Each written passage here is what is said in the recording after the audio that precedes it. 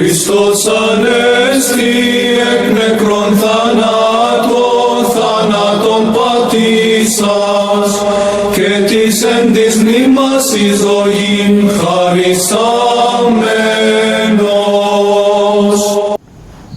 Salve saudara-saudari, welcome back to the jungle of Protestantism.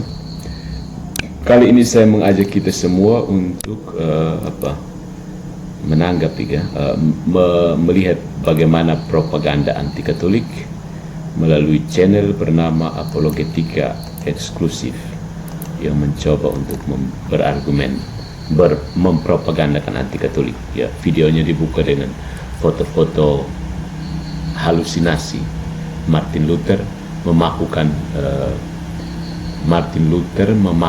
tesisnya di pintu gerbang gereja. Ini adalah peristiwa yang tidak diverifikasi sejarah, ya, tapi ya tetap dibayi oleh Protestan sebagai propaganda anti-Katolik sampai sekarang. So, video ini adalah respon terhadap propaganda anti-Katolik dalam video berjudul Ngehalu bersama Patrice Allegro, Protestan atau Katolik, kesesatan atau kebenaran, gas. Saya akan menegaskan kebenaran Katolik, ingat, dengan merujuk pada ajaran gereja, kitab suci, serta refutasi terhadap beberapa pernyataan dalam video anti-Katolik tersebut dari Apologetika Eksklusif. Yang pertama, standar epistemologi Katolik tidak bisa digunakan untuk menilai Protestan. Pernyataan dalam videonya, Patrice Allegro menggunakan standar Katolik untuk mendefinisikan Protestan yang baginya tidak terdefinisikan dan kacau. Kita tidak boleh menggunakan satu argumen untuk menguji keberadaan orang lain kecuali kita sudah sepakat dalam hal itu. Oke, refutasinya adalah sebagai berikut. Pernyataan ini mengasumsikan bahwa epistemologi Protestan dan Katolik tidak bisa dibandingkan, tetapi ini keliru. Kebenaran bersifat objektif, bukan tergantung pada sistem epistemologi tertentu. No, ya, kebenaran itu objektif. Yesus tidak memberikan banyak epistemologi yang berbeda, tetapi satu ajaran yang harus diimani oleh semua orang. Ya.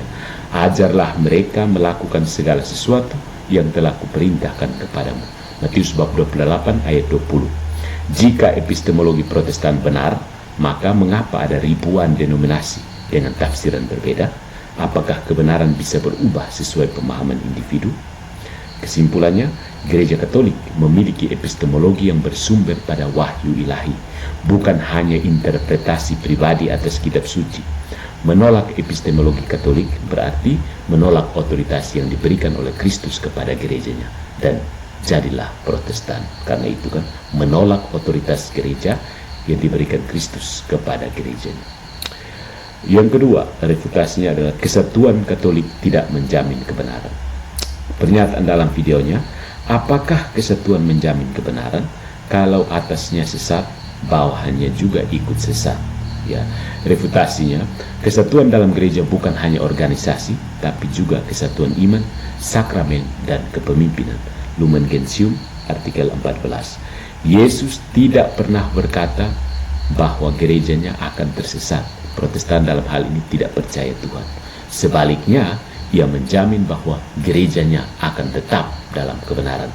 Di atas batu karang ini, aku akan mendirikan jemaatku, dan alam maut tidak akan menguasainya. Matius bab 16 ayat 18. Jika kesatuan bukan tanda kebenaran, mengapa Yesus berdoa agar murid-muridnya bersatu? Ut omnes unum sint, supaya mereka semua menjadi satu, sama seperti engkau ya Bapa di dalam aku dan aku di dalam engkau. Yohanes bab 17 ayat 21. Jadi kesimpulannya, kesatuan gereja Katolik adalah ciri kebenaran yang dijamin oleh Kristus sendiri, bukan dijamin oleh pengetahuan tentang kitab suci dari orang-orang tidak jelas, random people out there dengan S3 kitab suci atau S25 Samsung Ultra.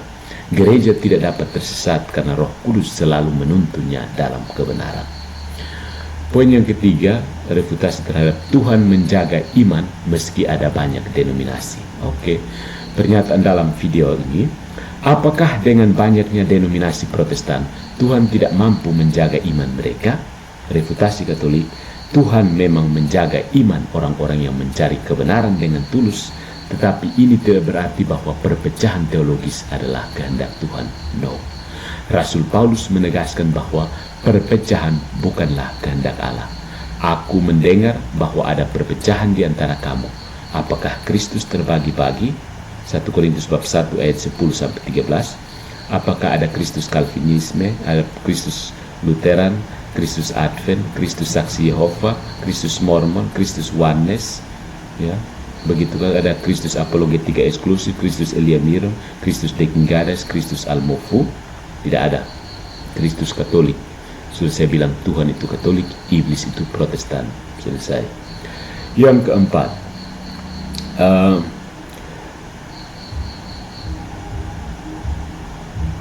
bagaimana? Belum sampai situ.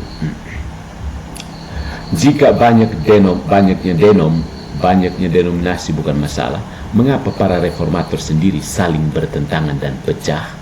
Zwingli, Luther, dan Calvin itu sepakat dalam hal apa? Justru dalam hal-hal yang diajarkan gereja Katolik. Mereka itu bahkan mengakui Mariologinya Katolik. Protestan sekarang ikut siapa sih? Konsili Trente tahun 1545 sampai 1563 menegaskan bahwa gereja yang didirikan oleh Kristus hanyalah satu, dan memiliki otoritas untuk mengajarkan kebenaran. Jadi gereja yang satu ini yang mana? Calvinisme kah, Lutheran kah, GBX, YZ? Ya. Nah, gereja Katolik adalah satu-satunya gereja yang memiliki otoritas dan kesatuan doktrinal yang dijaga sejak zaman para rasul. Perpecahan dalam Protestan adalah bukti bahwa kebenaran tidak bisa dibiarkan bergantung pada tafsiran pribadi. Ya.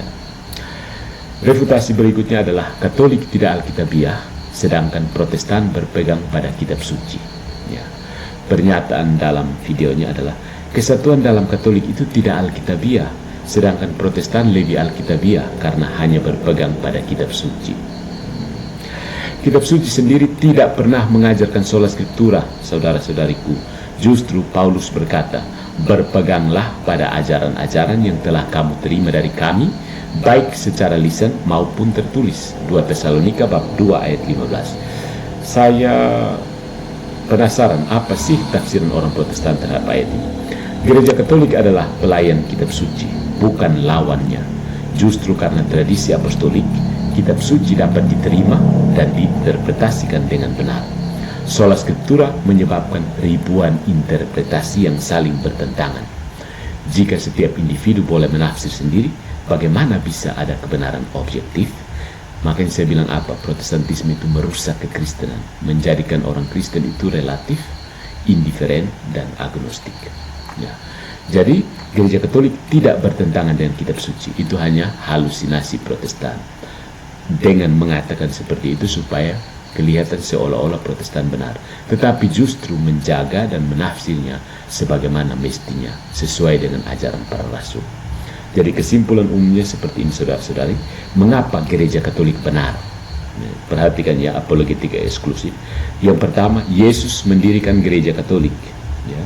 Matius bab 16 ayat 18. Kristus memberikan kuasa kepada Petrus untuk memimpin gerejanya. Gereja bukanlah buatan manusia seperti gereja-gereja abad ke-16, termasuk gereja apologetika eksklusif, bukan. Gereja bukanlah buatan manusia, tetapi memiliki otoritas ilahi. Jadi otoritas pengajar-pengajar Protestan itu otoritas angkat self-claim. Itu bukan otoritas ilahi. Sorry. Kamu studi sendiri, baca Alkitab sendiri, tafsir sendiri, lalu ajar orang lain. Paksa orang lain supaya ikut kamu punya penafsiran. Enak aja. Ya. Yang kedua, kesatuan gereja adalah tanda kebenaran. Ya. Yohanes bab 17 ayat 21, Yesus menghendaki agar umatnya tetap dalam satu tubuh, bukan terpecah belah. Yang kedua, Efesus bab 4 ayat 4 sampai 5, satu Tuhan, satu iman, satu baptisan. Protestan, banyak Tuhan, banyak iman, banyak baptisan. Ya. Yang ketiga, gereja memiliki otoritas untuk mengajarkan kebenaran. Ya. 1 Timotius bab 3 ayat 15. Gereja adalah tiang penopang dan dasar kebenaran.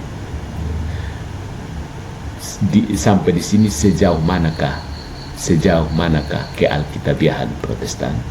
Gereja adalah tiang penopang dan dasar kebenaran. Jika semua orang boleh menafsirkan Alkitab sendiri, mengapa Alkitab sendiri menunjuk gereja sebagai penopang kebenaran?